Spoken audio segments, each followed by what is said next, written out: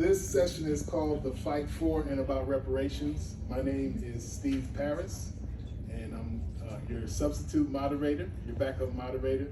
I am the Chief Learning Officer for the Georgia Black Expo, and so I'm here to serve as your moderator today. And we do have a panelist, Dr. Prime Minister Gerald A. Higginbotham, and we also have another panelist named Reese Roberts. Hopefully they'll be here soon. We're gonna go ahead and get started. All right, so I'm gonna let you begin with some opening remarks. Please introduce yourself and tell us what made you decide to be on this panel today. My name is Dr. Gerald Higginbotham. I'm the Prime Minister and Governor for the American Slave Nation. I represent the 21 million descendants of American slaves here in our country. The reason why I wanted to be on the panel, it was an accident. I had called Shantae, and the panel that I saw, I said, oh, I'll serve on that. She said, no, but I got a panel open on reparation. And I said, you know what, they don't want me talking about reparation, because I'm gonna take them to 43,000 feet, their life and they'll never ever be the same. She said, yes, we want you on the panel. And so from that's how I got on the panel. And I'm so excited about being on the panel because there are some things that we have to begin to do to prepare ourselves for reparation. Reparation's coming. Only if we do the right things. There's some things that we must do. There's some things that's happening out in California right now, some legislation that just this week, and if you all go out to the LA Sentinel, and you can see some of the legislation that Steve Bradford is putting out there. And so that's why I'm here. I'm here to add value to your life. I'm here to share with you what I know. Because I have been studying reparation. I've been studying our culture. I'm a specialist when it comes to American slave history. I'm a specialist when it comes to United States government history. I'm a specialist when it comes to international law. I purposed in my heart for the last 10 years to study this because I wanted to understand really what's happening, what's going on, but somebody had to go deep. Now I know the new future president says she don't want to go back, and I agree with it, she don't have to because I done went back.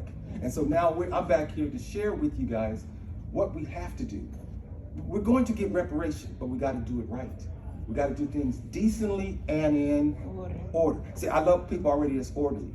Y'all on time, I like that. So I'm gonna sit down here and wait till the next question. All right, thank you for that introduction. So we do have a number of questions in sequence to kind of go through this. And so the first question is, how has the history of slavery and systemic racism laid the foundation for the reparations movement? That is a phenomenal question. I'm so glad you asked.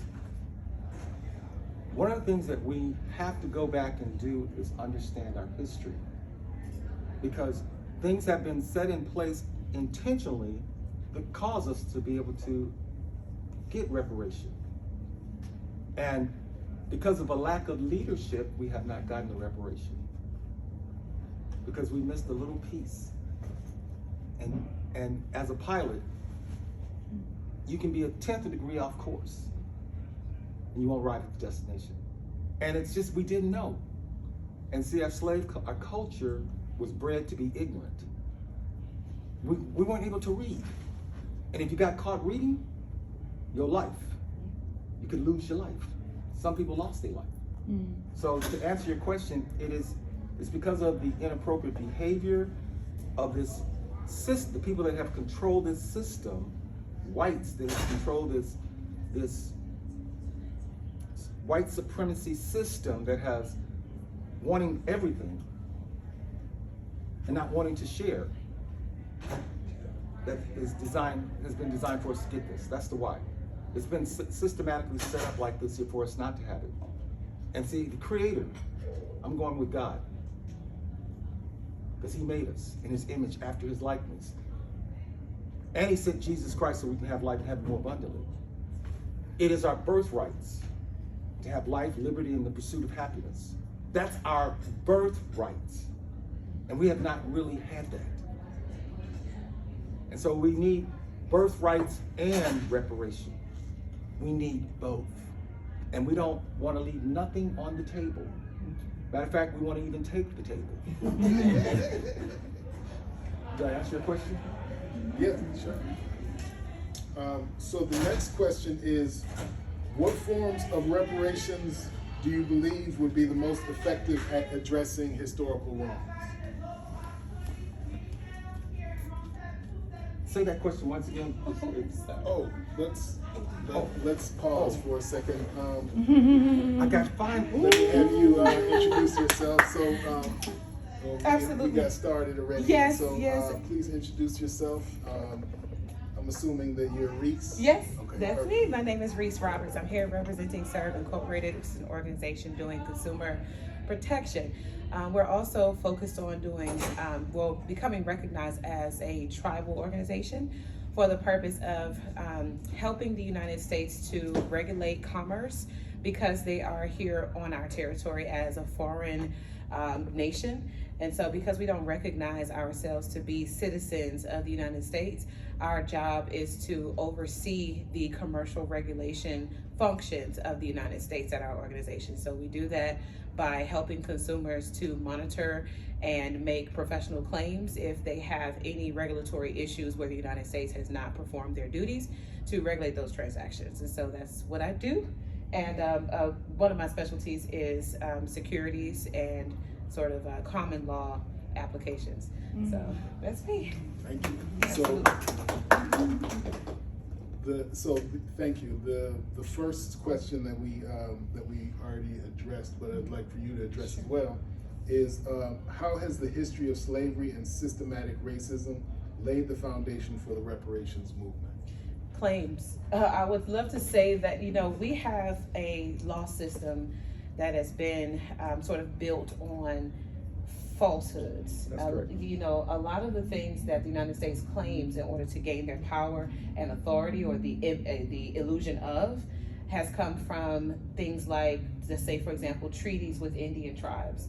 Those things were typically created from deceptive practices or deceptive actions that caused the United States to position themselves as an authority in a foreign land, which is not something that you typically see anywhere else around the world unless colonization is a part of the conversation.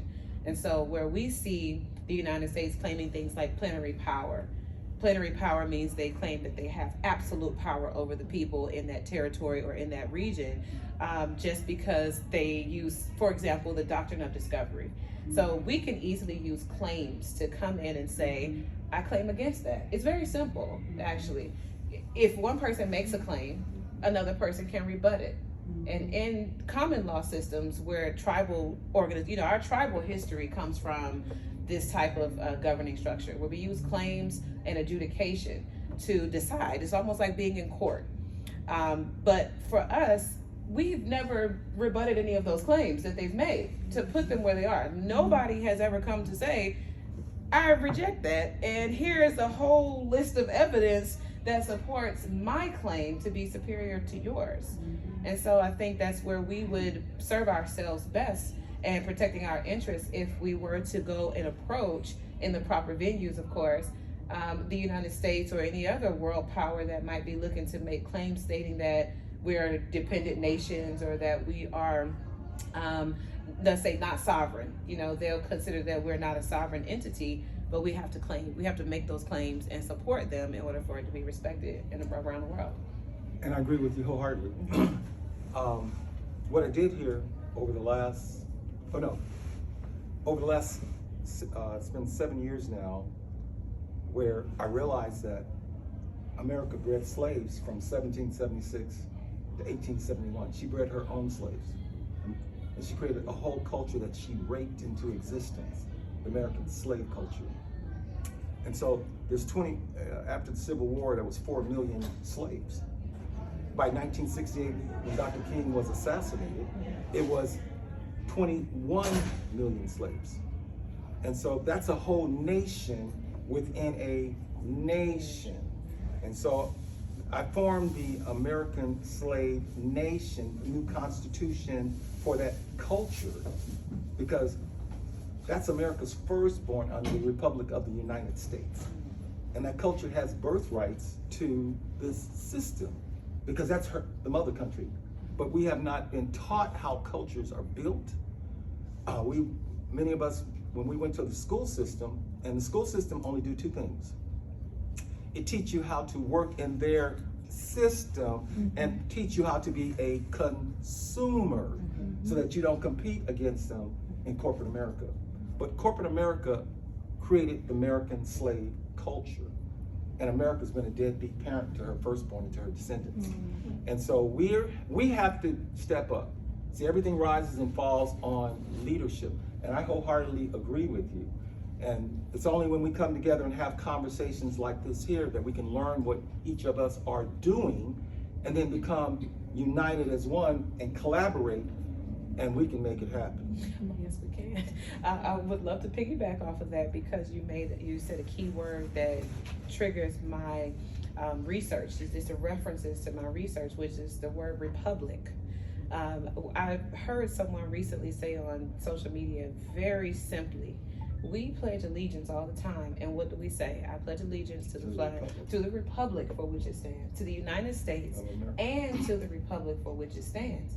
And what we don't, I think there's a connection that needs to be made as far as the argument of reparations is concerned, because reparations gives a sort of undertone that we would be asking for something, okay? And that's problematic because of the statement that I just made about us being sovereign.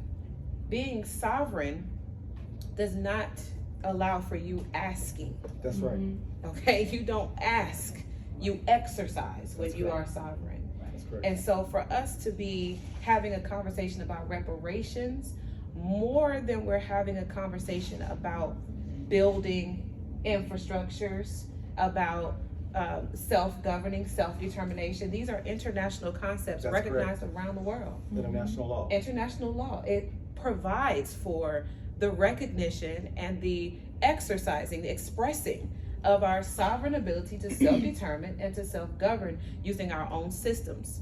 And I think that there's another conversation we were just having about the de-dollarization of the United States dollar. Yes. It's very important for us to remember that the economic system that the United States is using right now is not ours. That's correct. And if we are going to express our sovereignty, if we're going to be restored, because I think that's what the heart of reparations is talking about. We're trying to get restored. Restoration. And so if we are going to restore into our positions of power and authority and sovereignty, it's going to come from us exercising our right to be sovereign and to do what sovereigns do. It's not going to come from us, can you help me? Exactly. Can you give me? Can you do this? Can you do that? Because obviously the answer is no. That's right. Because they tell me they got the power. The answer is no, and it's been no, and it's going to be no. If we're going to keep asking, they're going to keep saying no in different ways. Right. We came to them with the civil rights situation. No. We got no with the illusion of a yes. We got no, no with the red line. That's right. Underneath it. And so we have to start to remember that history is a pattern of repetition. That's correct. It will continue to repeat, and it will continue to do exactly what it's designed to do because it's a system. It's just like the engine in your car. When you turn the key, it's supposed to turn on. That's right. If you're asking, the answer is no. It's a systemic process. So I'll say that reparations, and I'll rest, is I think that reparations is more so about us coming together with our ideas, coming together with commonality. I'll say we have a lot of chiefs and not enough Indians. Yes. We need to start learning how to follow our leaders and how not to always need to be the person in the seat of recognition. Right. Because if everybody has the idea of starting a new coin, for example, then who's going to use it? There you go. Exactly. You see what I mean? Yeah. Who's going to use it? Everybody can't be in the seat of power. We all have to remember that a body has every part of the body has a position. Your fingernails are just as important as your toes, as your brain, as your lips. Everything on your body has a function. And so as a body of the nation of those millions of people, I believe we have to start recognizing our individual functions are just as equally important across the board for us to create this system of self-determination and governance. I agree with you. Very good. Thank you. I agree. So let's segue into the next question, which is, what forms of reparations do you believe would be the most effective in addressing historical wrongs? And I'm not sure who would like to go first. One of the first things that we have to do is we got to put things in their proper perspective. The first question we have to ask ourselves, are we free?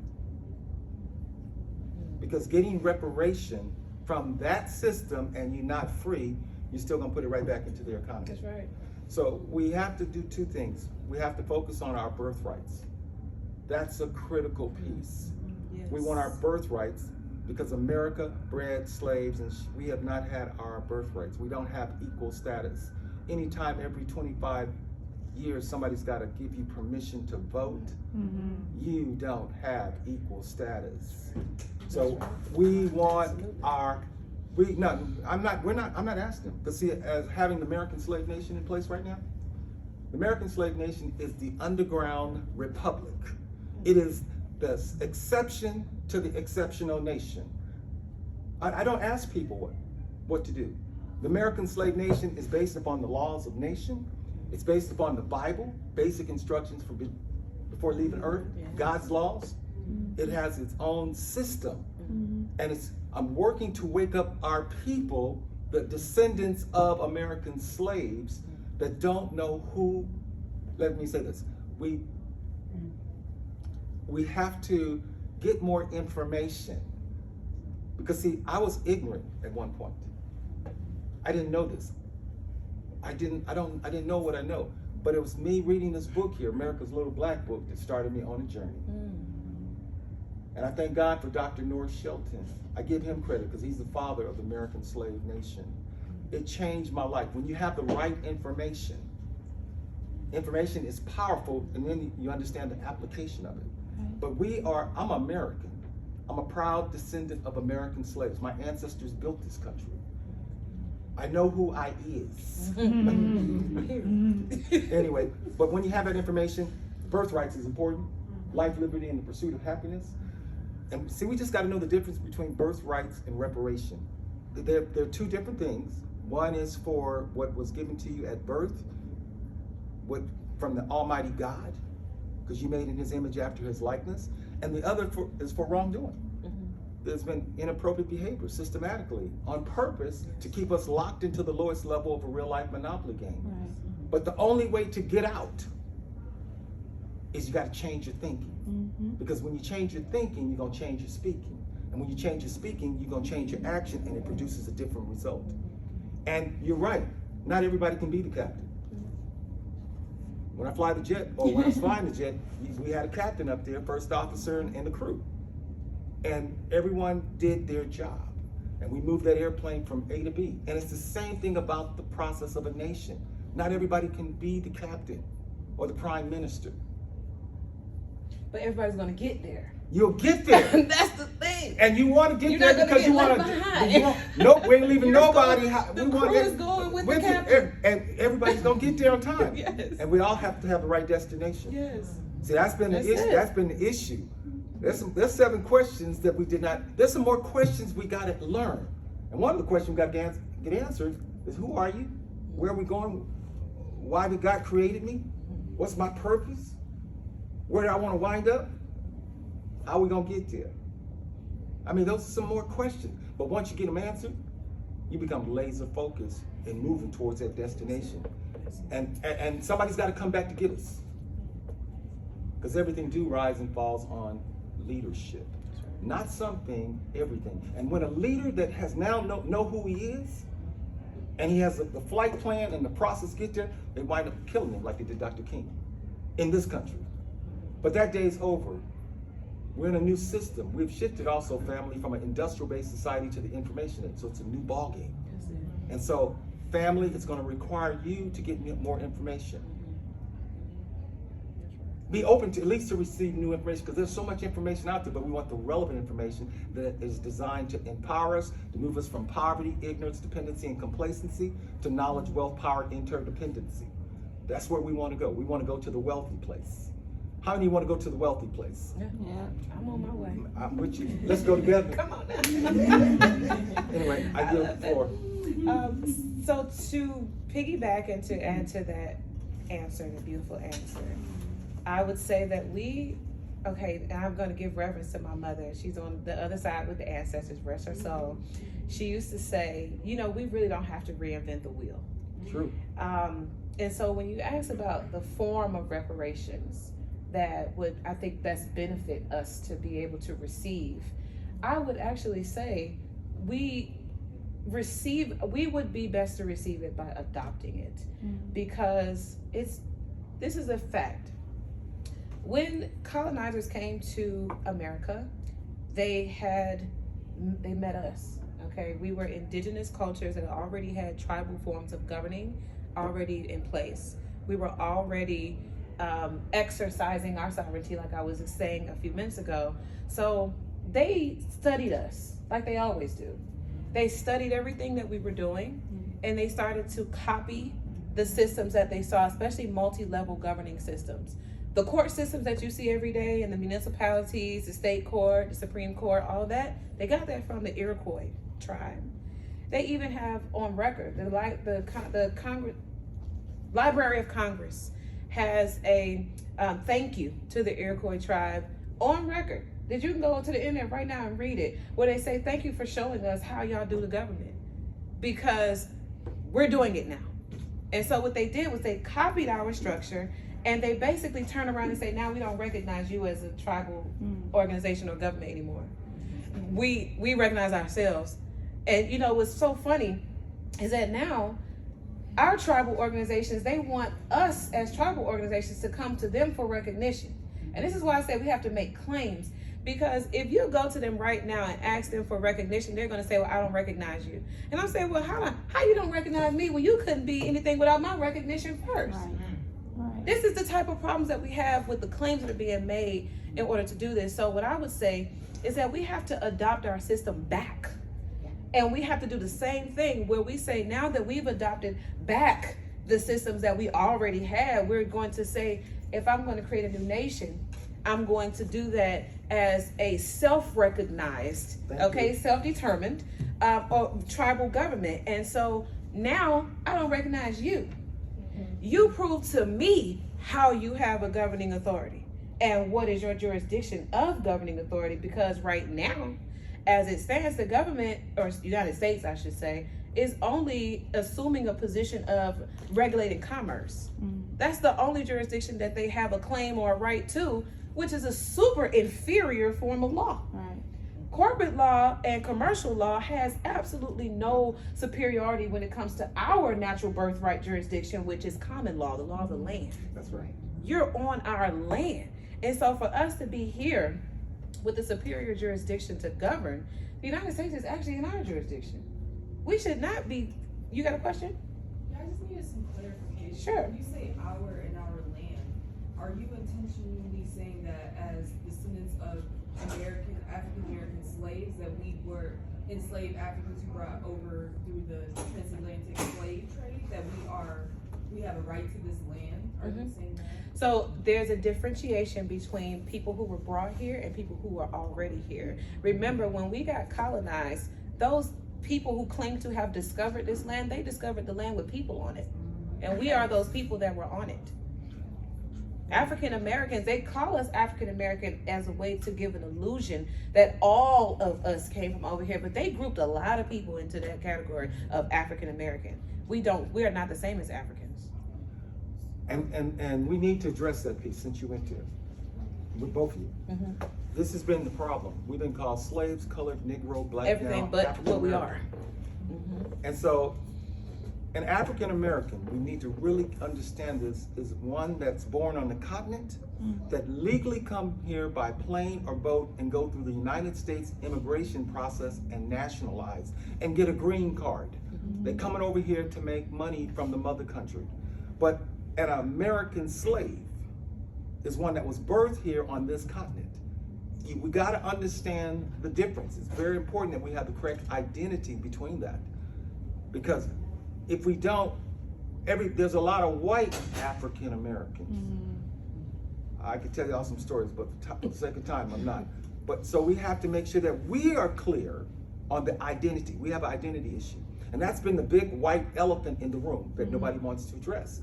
Because they don't want to take up responsibility for the American slave culture that they bred here from 1776 to 1861, that 85-year period under the Republic of the United States. But the United States went out of business when the 7 Southern states walked out of the Articles of Convention, because the 7 Southern states did not want to give up the slave economy. They liked that free labor. And when they walked out of the economy, they didn't have a forum, enough people to host it. The Republic of the United States went out of business. And for 10 years, from 1861 to 1871, this country operated as a totalitarian society, a one-party government. And they made all these little rules in here. And so the slave culture, we don't really understand the history. We got to understand American slave history. We got to understand American government, and we have to understand international law. Absolutely. It's critical because everything operates off of international law.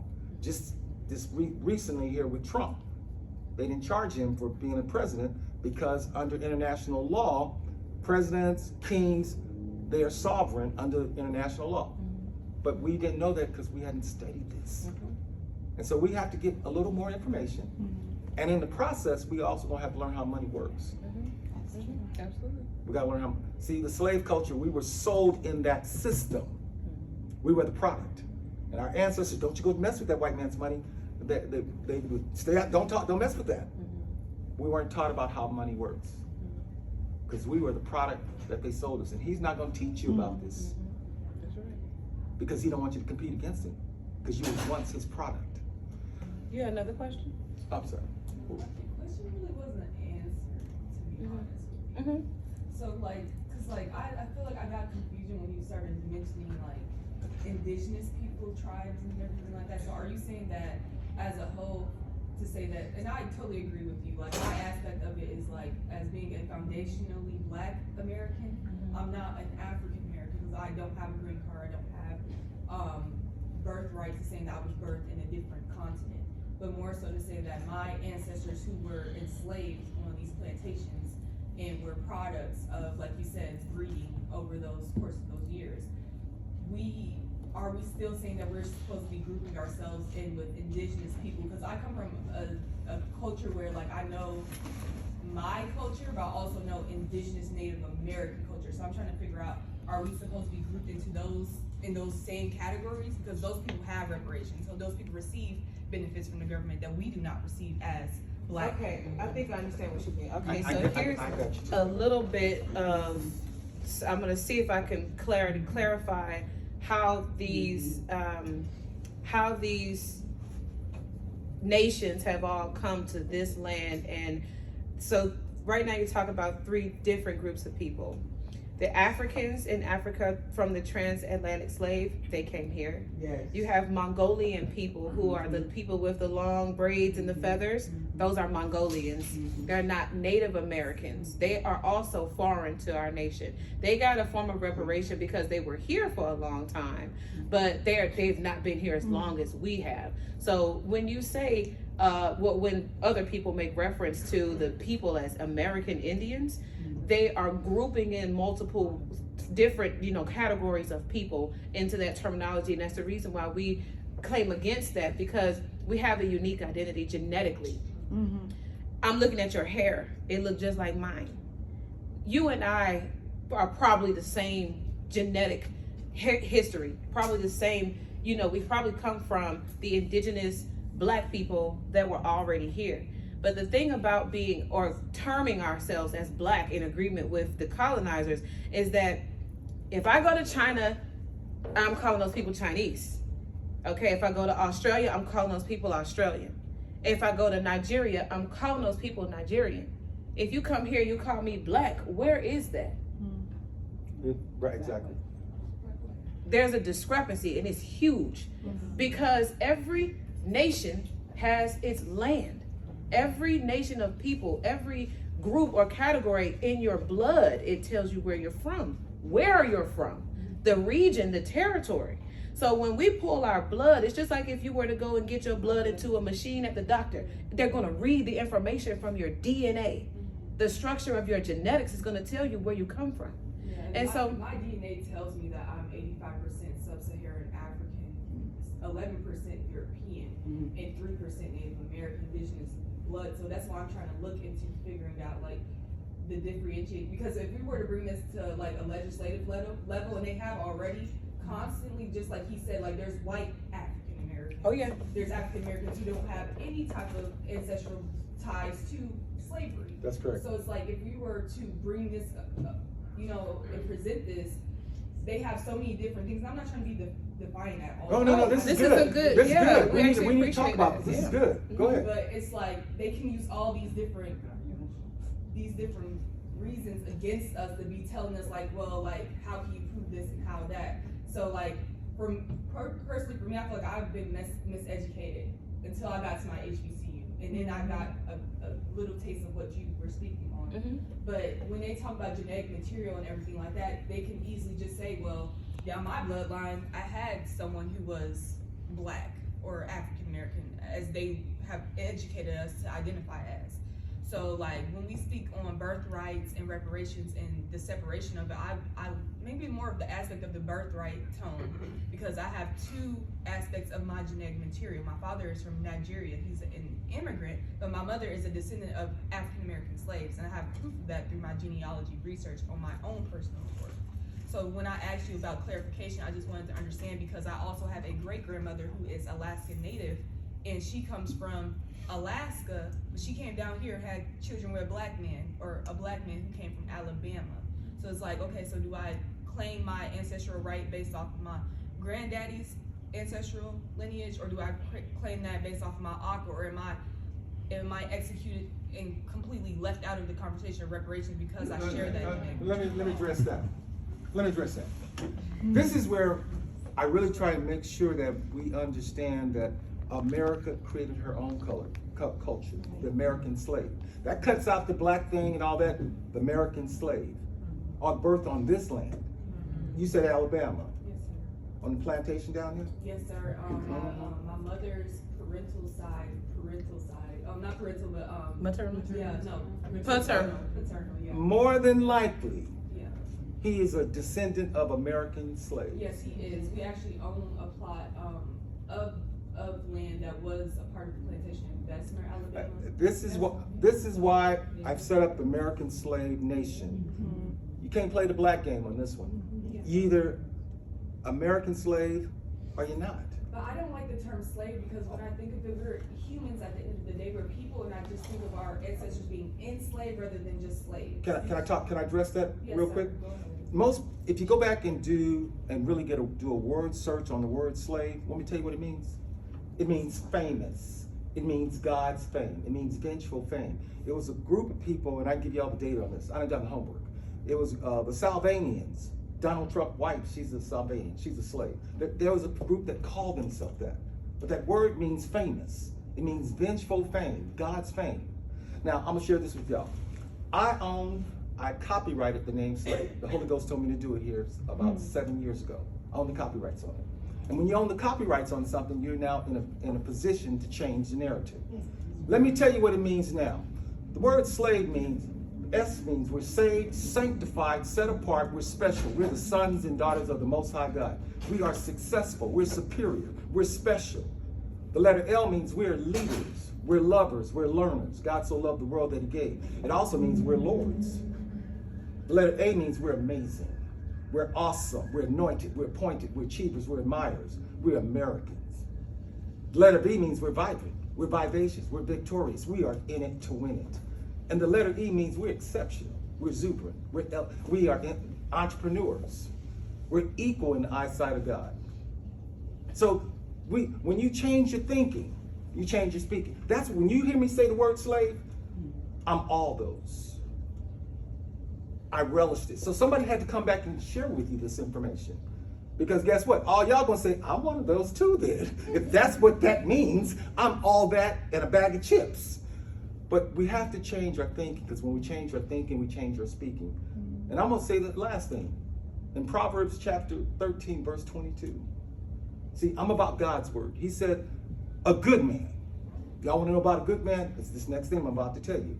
A good man leaves an inheritance to his children. And then the next thing he said, the wealth of the wicked has been laid up for the just. And I asked the Holy Ghost, why has it been laid up? Would you like to know the answer that he gave me? He said, nobody went to go get it. Had a duh moment. And so I said, I'm going to go get the wealth, and I'm going to leave it at that. But I'll just let you guys know, the word slave, from my perspective, it means famous. It means successful. It means we're superior. We're awesome. We're anointed. We're appointed. We're achievers. We're admired. And I'll give you that if you guys want it. I can text it to you so that you can start programming your thinking. Because see, your thought life is what controls your life. Right. He said, as a man thinketh in his heart, and I don't want to discriminate, I want to have woman too. As a man or woman thinking in the heart, so is he. And whatever you get down in abundance, he said, out of the abundance of the heart, the mouth is going to speak. And whatever you speak, you act on. Because faith is dead without works. It produces a different result. So it's about changing our thinking, our speaking, our acting. We will bring about change on our watch. This is the captain speaking. Thank you. I appreciate that. So I want to say, while we are talking about the inheritance, because I think your question really had a lot to do about what am I inheriting here if we're talking about land and my ancestors. If my blood is a composition of a lot of different nations and origin stories, then how do I determine what I have a right to claim? And I think that goes down into, though there's some elements of law into it, where if you're going to the United States to ask them, what do you have a right to claim? They're going to tell you, if you have just a drop of a certain amount of blood, you have a right. And so you can use that to claim it. But if you ask me, it's more about cultural, because that's also included in the United States regulation on who is considered to be an American Indian and who is not. It's more about your cultural associations. It's more about your identity, your way of life. A culture is about how you live. It's about your ritualistic behaviors. It's about how you practice your life. It's about your life. And so if you identify and you're commonly accepted in the Black community, and you consider your parents to be your Black parents, and this is the Black culture that you're living, then you would be grouped into that or incorporated into that claim. But I would just say that because we have this issue that, from my perspective, with the authority of the United States to even be hearing claims like that, because my thing is, this ain't your land either. So you can't come to me and tell me who gets it and who gets this or who gets that. It's not yours. If it's anybody's, it's not yours. And so I'm not coming to you to ask you a doggone thing, because this is more about our people determining which parcels of land or plots of land belong to who. If we can do, like you said, you did your own research. If you tie that land back to your family and you've got a record of that, then amongst ourselves, we should honor that, because you have the claim to it. It's in your hands. And so I believe that our nation, our territory, our region should be broken down like that, as far as birthrights, or who gets this title, who gets that deed, who gets this conveyance, so on and so forth. Yes. Okay, so I have a quick question because I gotta go. Yes. So, really quick, I looked up the 39th Congress in Senate Bill 9. It actually claims, after the Emancipation Proclamation, that we were a protected class. So let's leave that there. And also, I think that we should, if we're going to get funds, they can come from the Judgment Fund, which is an endless supply of money that the United States has for particular claims. And a lot of people say like it's going to be a tax burden, and it could be, but if we take it from the Judgment Fund, it would actually be an injection of money that could be more so a drawdown. So I'll get you guys information. Okay. And I gotta go too. Last but not least, this is the reason why it's important that we have a nation state, the American slave nation, because how the other cultures got reparation, it was through nation state. China people got reparation. Japan got reparation. And the American slave nation, we're gonna get it too. And we're gonna get our birthrights. That's the birthrights first, because I'm gonna tell you, the firstborn get everything. The gold rights, diamond, water rights, land rights. We have not embraced this culture called the American slave culture. And the moment when we do this, you better fasten your seatbelt. Your life is gonna change forever, because you're gonna start seeing it from a whole different perspective. We just had the wrong information. My time is up. I thank you for yours. I got one last thing to say to you. Y'all join the American Slave Nation. It's https:/das.today. Descendants of American Slave Today. https:/, because you got to put it in just like that. Otherwise, you're not going to get to it. I'm giving you the direction. https://das.today. That stands for Descendants of American Slaves Today. This has been your captain speaking. It's been a privilege and honor talking to you guys. Gotta go. Thank And you. man, I thank you for who you are. For my